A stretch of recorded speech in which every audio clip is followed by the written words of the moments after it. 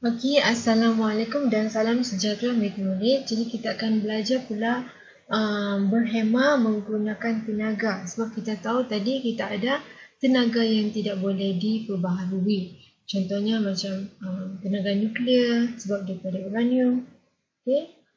Tenaga petroleum daripada fossil fuel, daripada tenaga fossil fuel untuk batu arang contohnya. Jadi benda ni kita tahu dia bertahun-tahun lama barulah kita akan dapat benda tu.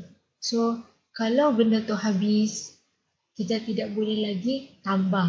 Kita tidak boleh lagi cari benda yang sama untuk gantikan tenaga tersebut kerana dia tidak boleh diperbaharui.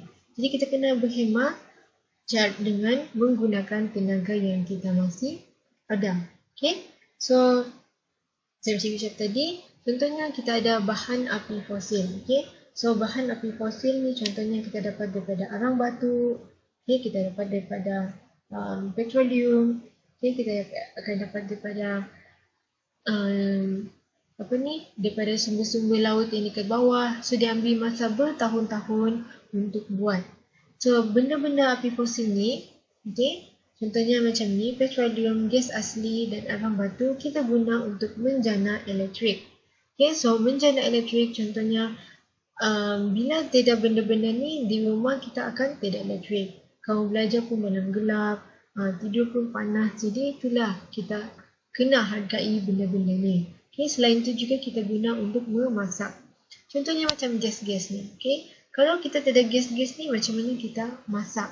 Kita terpaksa guna kayu, lepas tu bakar. Gunakan api, okay, untuk memasak. Selain itu juga, bahan api fosil ni dia boleh gunakan untuk menggerakkan kenderaan. Okay, so contohnya macam ni, petroleum.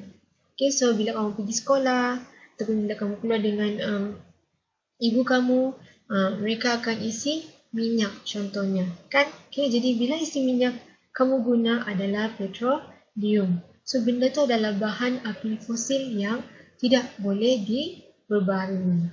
Kalau habis, habislah. Okay? Jadi, kita kena berhemah, kita kena berhati-hati, kita kena sayang benda ni dengan baik. Okay? Kita tidak boleh sesuka hati membazir tenaga-tenaga ni. So, kita kena jimat. So, terutamanya kalau penggunaan bahan api fosil. So, benda ni adalah bukan mudah untuk kita dapatkan semula. Okay? Beratus-ratus tahun barulah kita dapat semua benda-benda ni dari dasar laut. Okay? So, kehabisan sumber bahan api fosil boleh menimbulkan pelbagai kesukaran. Okay, so bila habis, macam mana lagi kita guna untuk menggerakkan kereta? Pasal guna, sekarang ni kan kita ada hybrid. Kan ada yang guna gas, ada yang guna elektrik. Tapi kereta-kereta tersebut adalah sangat mahal. Okay, jadi kita kena jimat. So, macam mana langkah untuk jimat? Okay, untuk jimat tenaga-tenaga ni supaya dia tidak terbazir begitu sahaja. Okay, so yang pertama kamu boleh, ni paling mudah, menutup semua switch alat-alat elektrik yang tidak digunakan. Okay, jadi contohnya kalau kamu sudah guna laptop, kamu boleh tutup selepas habis belajar. Ataupun kalau kamu sudah habis menonton TV, kamu tutup switch tersebut. Bila kamu buat kerja rumah, okay, kamu janganlah tinggalkan TV tu terpasang macam tu saja dan buat kerja rumah dalam bilik, kamu kena tutup. Kalau keluar pun tutup. Okay, jadi macam itulah cara kamu jimat, okay, elektrik yang digunakan untuk menghidupkan alat-alat dalam rumah. Okay. Yang kedua adalah kamu boleh berkongsi kereta. Okay, berkongsi kereta contohnya kalau ibu bawa kamu pergi sekolah. Jadi kalau kamu ada kawan-kawan yang ingin berkongsi kereta dengan kamu, bolehlah jimat minyak, bolehlah tidak guna terlampau banyak minyak, kan? Okay, semua kongsi, semua pergi jalan sekali. Okay, ataupun boleh guna pengangkutan awam pergi kerja, contohnya macam ni, monorail, LRT, bas. Okay, jadi benda-benda tu juga boleh menjimatkan minyak, boleh menjimatkan bahan api fosil. Okay, so dia tidak akan guna banyak minyak untuk pergi dari satu tempat ke satu tempat yang lain. Okay, yang C ni pula, macam mana menjimat? Kamu boleh guna mesin basuh untuk membasuh pakaian pada muatan yang penuh sahaja. Ini maksudnya contohnya kalau kamu ada mesin basuh yang 10 liter ataupun 13 liter.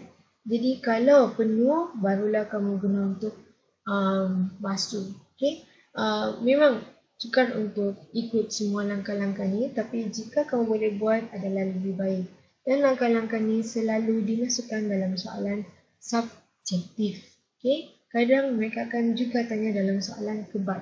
Okay? So soalan-soalan macam ni dia akan tanya dalam soalan kebal, soalan subjektif. Okay, jadi lagi kamu boleh guna mengitar semula surat khabar lama dan majalah lama. Okay, so contoh macam ni. Kalau kamu ada surat khabar, ikatlah. Kamu kitar semula. Okay, hantar pergi tempat kitar semula dan mereka boleh guna benda ni.